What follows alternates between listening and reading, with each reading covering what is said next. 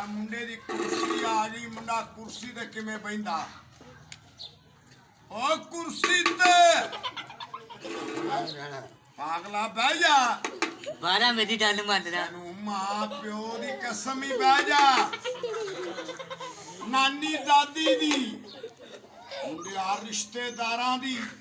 ਉਹ ਵਖ ਤੇਰਾ ਦੋਸਤ ਆ ਗਿਆ ਚਿਬਾ ਖਰੋਟ। ਤੈਨੂੰ ਉਹਦੀ ਕਸਮ ਹੀ ਬਹਿ ਜਾ।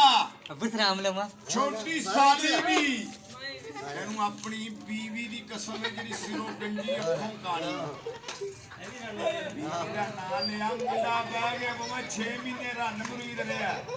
ਸਹੁਰਿਆਂ ਦੇ ਘਰ ਗਿਆ, ਨਾਸ਼ਤਾ ਪੁੱਛਿਆ, ਚਾਹ ਪਾਣੀ, ਰੋਟੀ, ਇੱਜ਼ਤ। ਸਹੁਰੇ ਤੇਰੇ ਘਰ ਆਏ, ਕਹਿੰਦਾ ਡੰਡਿਆਂ ਨਾਲ। ਅਗਲਾ ਡੰਡਿਆਂ ਦੀ ਗੱਲ ਜਾਣਦੇ। ਸਹੁਰਿਆਂ ਦੇ ਘਰ ਗਿਆ,